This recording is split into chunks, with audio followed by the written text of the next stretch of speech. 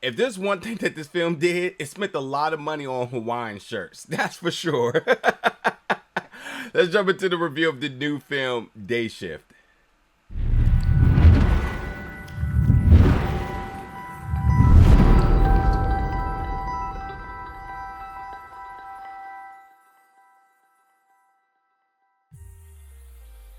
What's up, everybody, and welcome back to the channel today for another review. And today we're going to be reviewing the film Day Shift, which is coming to Netflix August 12th. Now, this film stars Jamie Foxx, Dave Franco, and Uncle Snoop Dogg. Now, this film is also directed by J.J. Perry. Now, you may not have heard of his name, but in terms of the type of films that I really enjoy that are very entertaining, JJ is typically involved with them.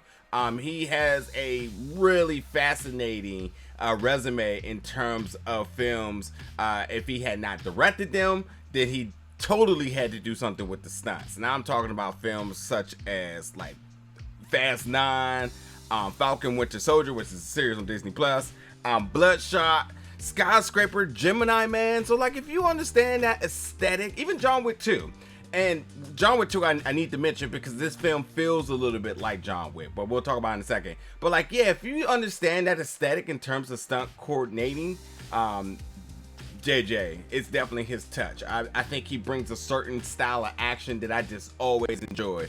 Whether the film is good or not, the stunts are always really, really good. And this film follows the same. I thought the opening of this film was just super impressive and really set the tone. And then for a minute I stopped and said, wait, who's involved with this, you know?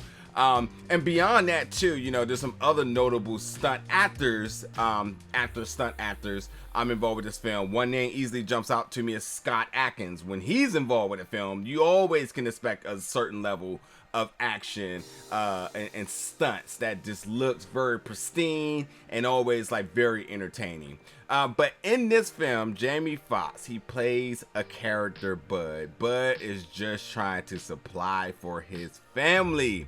He has a daughter who's 8 years old. They have really good banter with one another on screen. I want to throw that out there right now. Alongside of his wife Jocelyn, played by Megan Good, who, you know, they're not always seeing eye to eye, but they clearly have love for one another. And that banter is also very highly displayed on this. And like, the reason I emphasize this is because Bud is willing to do whatever he has to do in order to support his family, to be a present dad. In this case, he decides to hunt vampires.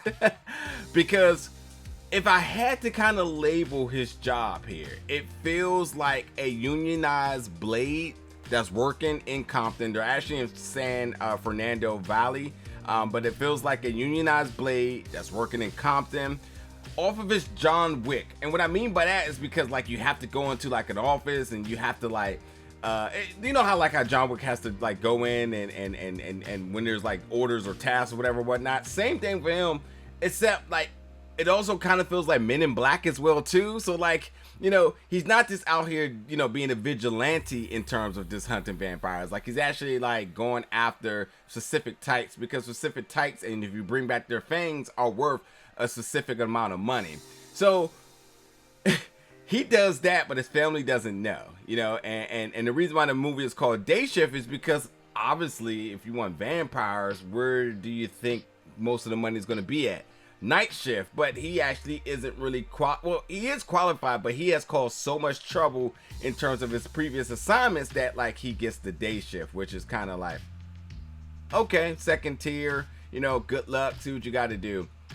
And you have Dave Franco, who plays a character who's behind the desk, who's itching to get out on the field. Like, he's super knowledgeable, he gives this comedic relief, really nerdy, and then that banter between the two with Jamie and him is super interesting. And actually, I gotta be honest, Dave's character Seth is like one of my favorite characters in this film. Like, seeing the progression of this film, the arc, you know, everything that happens with this character is literally some of the best parts of this film. And then you have Snoop Dogg's character Big John, who basically is a gangster cowboy who comes in, flexes the muscles, and do what he does. He's a badass, and it's perfect for Uncle Snoop. and so on. And the reason I bring up Compton, because yeah, again, this is in San Fernando Valley, but like the music, Snoop being a part of it, like, you know, everything gives you Compton vibes besides the Hawaiian shirts that Bud wears the entire time.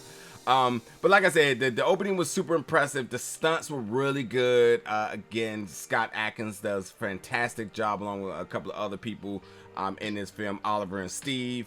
And I think that like this film is not going to be like, you know, mind-blowingly good. If you enjoy Project Power, Jamie Foxx's last film in 2020 on Netflix, I think this kind of follows the same tone. It never gets too serious. It never, like, the dialogue is pretty corny at times. And while it never gets too serious, it stays very entertaining. The stunts, the action, the gore, all that stuff is like pretty entertaining, eye-catching. The vampires itself, I thought they were extra dope how they portrayed them. A lot of them, whether they did this or not, I think they had to hire a lot of contortionists because this how the bodies are moving and whatnot. It's super cool. And I think that overall this film was just it's a popcorn film. You kick back and watch and just have a good time. And I also think there's a scene between Jamie and Snoop where Jamie's pretty much hyping Snoop Dogg's character, and like it's got to be something that wasn't in the script that they just threw it in, because it was just so fun, so organic, and I just couldn't help but to laugh. But I think this is a film a lot of people are looking forward to coming this month on Netflix Day Shift. I enjoyed it. I definitely sorted it out. I wanted to see what it was about. I really enjoyed Jamie Foxx as an actor, and just an artist, period.